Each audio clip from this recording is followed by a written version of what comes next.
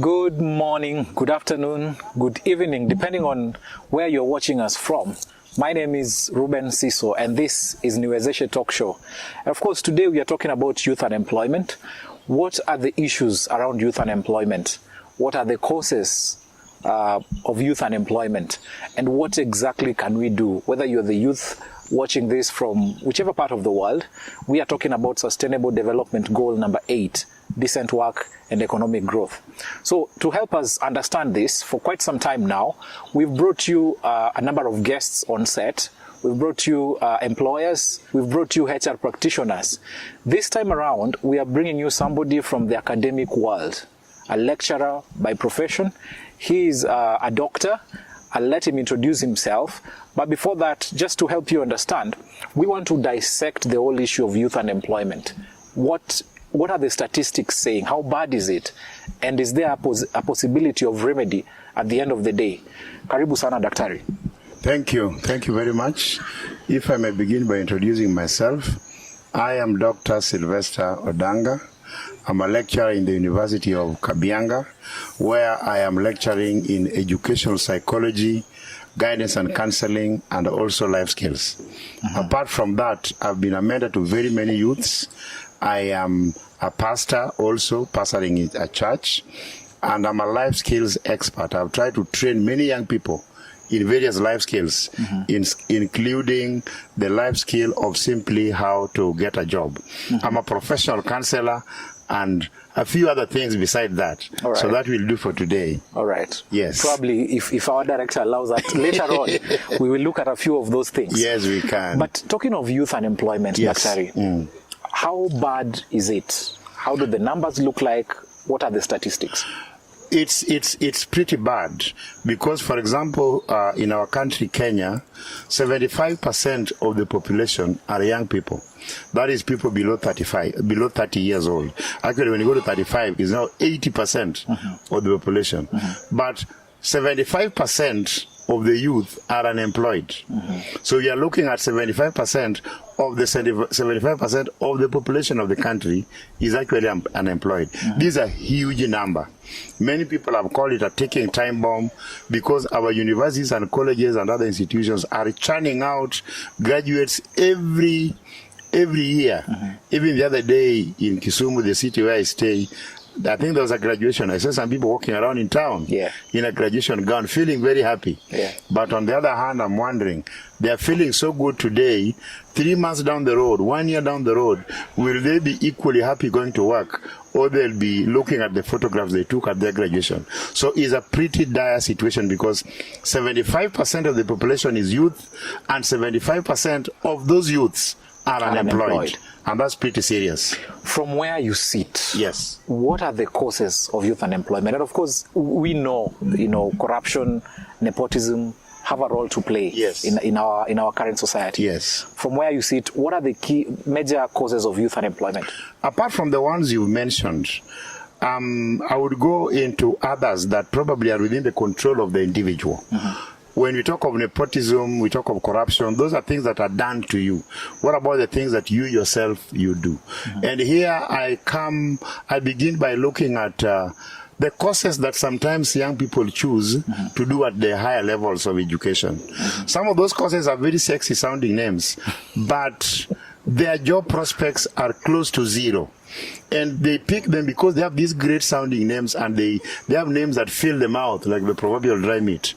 And yet the job prospects of those courses is pretty slim. So that students or young people begin to mess up really at the moment when they begin to pick courses that have no bearing to the job market. The second cause that I've seen, and I'm just talking about courses within the control of the individual, is an issue of poor attitudes among our young people. Because the skills that a person required to get a job in the 20th century are very different from the skills somebody requires to get a job in the 21st century. And young people en masse seem not to have gotten that memo. And they are still using the skills that us, our parents, we used in the 20th century. Things like write a CV, drop it in an office, look for advertisements in the newspapers, and such like things. 80% of jobs, and some people say 90% of jobs in the world today, and not just Kenya, are not advertised in any formal media, such as a newspaper or any such place. They are advertised in office notice boards. They are advertised in internal WhatsApp groups. They are advertised locally, so that if you don't know somebody who knows that that thing is being advertised, you won't get it. So let me cut you short there. Yes. What are some of these skills?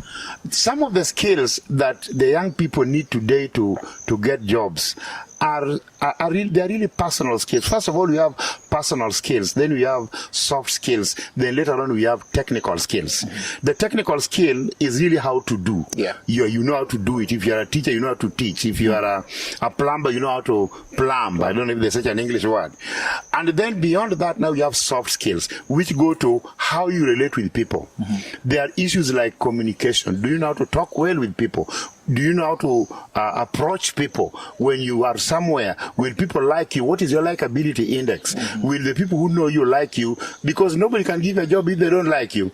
And those are now the soft skills. And then beyond the soft skills, now we have the personal skills.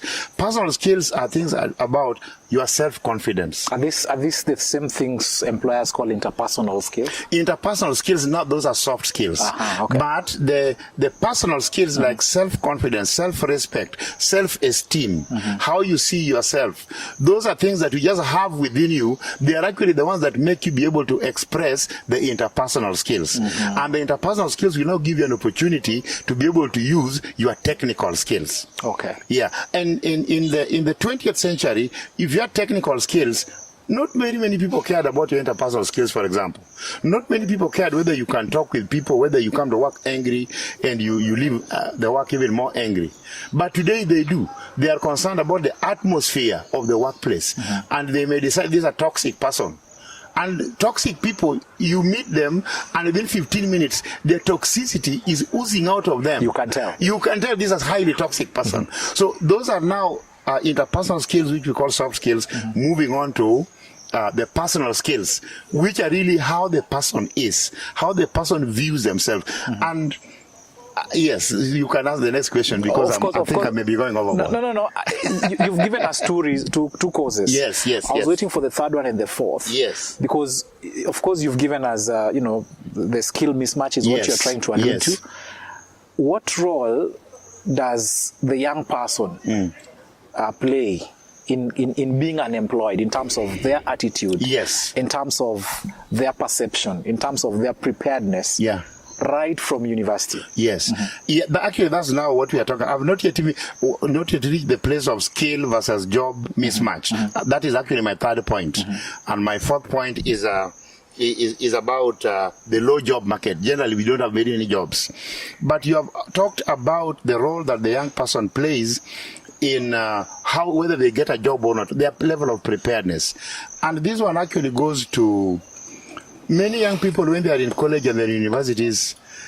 It is what a certain person called village seriousness. Their lives go like lecture hall, library, hostel, repeat. Lecture hall, library, hostel, repeat. But that is the schedule set in the universities. That is the schedule by the university. But that is not the schedule that a young person living in the 21st century should do. As long ago as when I was in college, which is pretty long ago, I was already being told about something which we call in education setups the hidden curriculum. Yeah. There's an open curriculum which is being promulgated by the university, which sets out what to learn. Yes. But there's a hidden curriculum of things you learn informally. How you apply yourself. How you apply yourself in the university. And if you're not careful, you can easily leave a college or an institution with the open and obvious curriculum, and having missed the bulk of what you should have learned in the hidden curriculum. Because when you're talking about development of soft skills, interpersonal skills, development of personal skills, these are not things that you're going to be put in any lecture hall and we say, today we are teaching you how to have high self-esteem. Today we are teaching you how to talk to a boss. Today we are teaching you how to behave in the workplace. There's a thing you're supposed to learn in what we call the hidden curriculum. Now, those are the things that now the individual should take should be proactive about. You should take the initiative to develop them in you. And if you don't take the initiative, you won't develop them. Yes. Let me challenge you a bit. Yes. We bring employers here. Yes. And they tend to agree with the statement, a university graduate right now in Kenya is half-baked. You are the ones baking these university graduates. Why are you baking them halfway? I totally disagree about them being half-baked. Tell us more. I totally disagree about them being half-baked. I think it is an issue, is a matter of expectations. What the employers expect is not what they get. But the employers have also not approached the university and told the universities, this is what we want.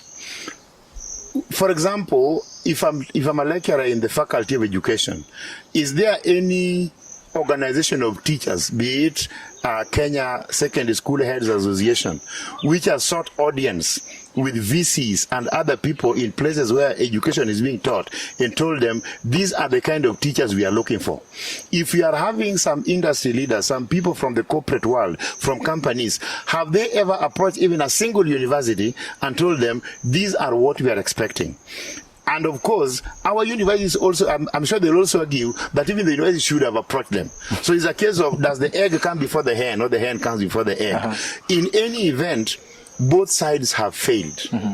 Both sides have failed. The employers need to be more proactive in determining what is being offered in our universities. In some courses, there's a very close correlation between employers and what is being offered in the universities. Unless an association of the employers agree and approve the course is not done. But in some courses, the employers have a hands-off approach. And so if you are claiming that our graduates are half-baked in what? Probably you are expecting a cookie, but as the recipe we had was for a mandazi, and we produced a very good mandazi, and you are complaining about it not being a good cookie. We intended to produce a mandazi, not a cookie. If you wanted a cookie, you should have told us you want a cookie and help us come up with the recipe, and then you are going to produce it. However, having said that, I still sympathize with the employer who is saying that our graduates are half-baked, because it is an expression of disappointment. And a good portion of the disappointment that lawyers have really have got to do not so much with the technical skills, but with the personal skills, the soft skills. Because even if a graduate comes to your workplace and they have the soft skill of the ability to learn, the appreciation of continuous learning, within 3-4 months, they would have mastered what you want them to know. Is that what you see in the universities? Because you've mentioned a ticking time bomb. Yes. I think it's a book that was done by a group of scholars, one of them my former lecturer, Dr. Mr. Odanga. Yes. And they say this is a ticking time bomb, the Kenyan youth unemployment. And in that book, one of the HR practitioners attributes youth unemployment to the make money quick attitude. How do you, as a practitioner in the academic field, how do you get to a point where you can address the make money quick attitude we are seeing in the young person right from the university before it comes to notice in employment? The make money quick attitude is a big problem, I think, in our country today. I don't know about other countries, but in our country today, Kenya, the make money quick attitude among the young people is a big problem. And it is far bigger than the context of the young person looking for a job.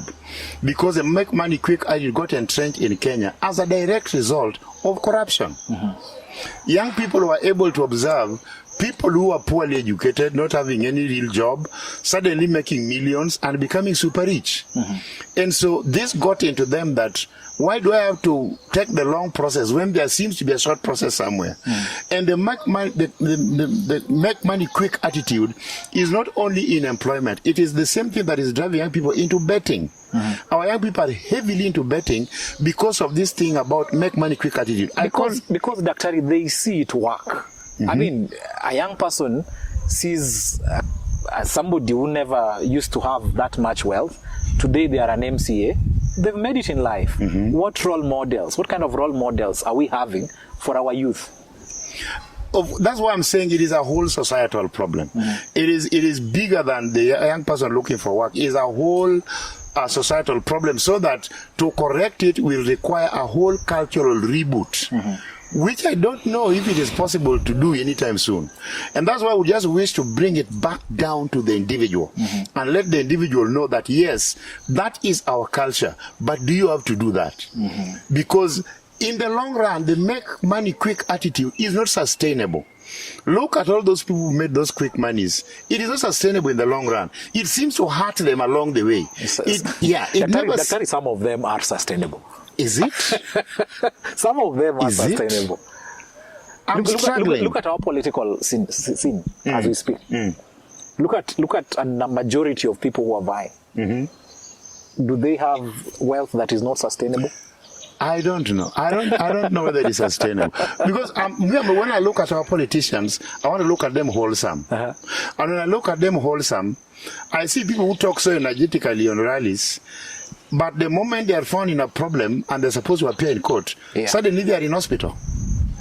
And their conditions for which they are in hospital are not imaginary. They are real.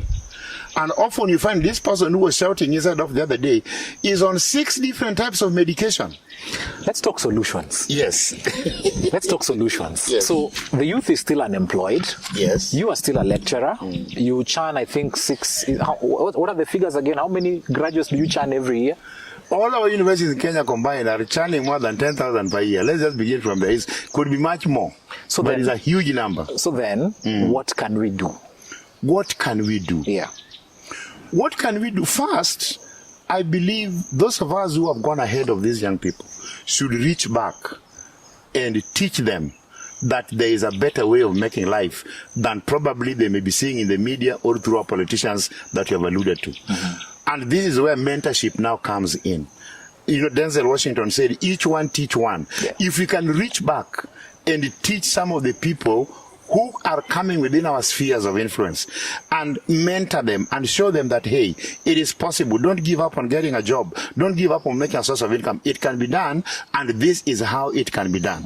So I'm strongly recommending mentorship of people who have gone ahead, people who are having some level of moral integrity, who may be able to go back and say, hey, I've not taken some of these things and I'm doing pretty fine. Not exactly the way I want, but I'm much better than I might have been. Now there's something for you to learn from me. So there's that mentorship thing to do. The other thing to do is let the young people be innovative. Let the young people be innovative. A lot of the big companies and industries which are employing people today were done by people who are innovative. Facebook, Microsoft, so many of them, Google, they are done by people who are simply innovative and people who didn't go hunting for a job. And so, like I think that was Vimal Shah said when I was graduating with my PhD. He said, don't just go out there to look for a job. Go out there to create a job. And if we could succeed in putting this in the minds of our young people, that go out there to create a job, that would begin to help them. But thirdly, let's also promote volunteerism among our young people. And this is what I call strategic volunteerism. Because young people will find it very frustrating when they volunteer for 3 months and there is totally no prospect of getting a job here, and this volunteerism does not help them in any way whatsoever. So that's why they should do strategic volunteerism, where they volunteer in a place that there are some chances, even if slim, but there are some chances that they may get a job here, and if they don't, then they can be connected elsewhere where they may get some jobs. Volunteerism is a great way of our young people getting some jobs today. Just a recap, you're saying one of the solutions is let them volunteer? Yes. After volunteering, then you're also advocating for mentorship. Yes. And then I'm also advocating for creativity. And then the last one I'm saying is let the young people be proactive. The days when you sit at home and watch TV and send application letters left, right, and center got finished more than 20 years ago. Be proactive. Approach some of those places you want to work in. Let the parents be also proactive.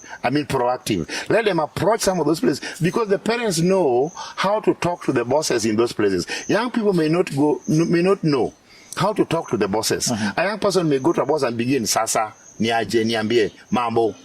And many people who are bosses are much older than the young people, and they'll be put off by such a language and just put an X in their mind. And so if their parents are also proactive, so that the child is looking this side and the parent is also engaged the other end, then the two of them will meet somewhere. Some level of proactivity will also help young people in solving this issue of unemployment.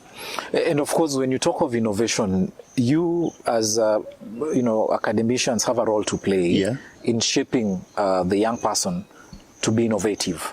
Do you feel, from where you sit, do you feel the curriculum that we have in most universities, and even the courses, as you are saying, do they encourage the kind of innovation we are speaking about from whichever field? I would say no, it doesn't.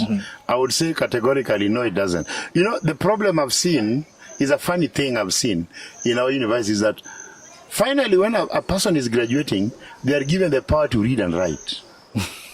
Finally, when they're graduating, they're being given the power to read and write. You ask yourself, what has this person been doing here all along? They should have been told when they were coming in that you are coming here to learn how to read and write. And many of our young people finish university not appreciating that fact, that now is a time for you to learn, because the basis, the root of innovation is some serious learning. You are not just going to be innovating haphazardly. You are going to be learning this thing to a very deep level and to a very high level. The big purpose of, the big reason why people should go to school is to learn. The main thing that people should learn from our universities and colleges and institutions, they should learn how to learn. If somebody comes out of a college or a university having learned how to learn, that person will always be innovative. That person will quickly learn how to get a job. But if that person thinks that learning ended, and yet they were just being given the power to begin reading and writing, then that person is in deep trouble. I can see the director is saying time is up. Yes. I want you to look into that camera. Yes. Speak to a young person who is, number one, unemployed. And so that's number one. Number two, somebody in the university. One of the Kenyan public universities. Life, very simple, very normal, Speak to them into that camera. What should they prepare for, and how does the future look like? Let me begin by talking to the student who is in the university. As a young person in the university, make sure you learn in the university more than what the university is offering. Whichever course you are doing, ask yourself, are there other things I should learn? Are there some certificates that would supplement this degree and make me more marketable when I step out there? As a student of the university, and what I call in the course of this session, the village seriousness, or where you are moving from the hostel to the lecture hall to the library and repeat. Go to other places. Join some organizations within the university. In fact, check out the internet. Find out some of the organizations whose chapters you can begin in the university. Increase your level of exposure to other things, to other people, to other organizations. And that will put you in a good place to really begin to prepare yourself for what you need after the university. For the young person who is out there and you are unemployed, I will tell you, it is important, and this is almost a cliche, think outside the box.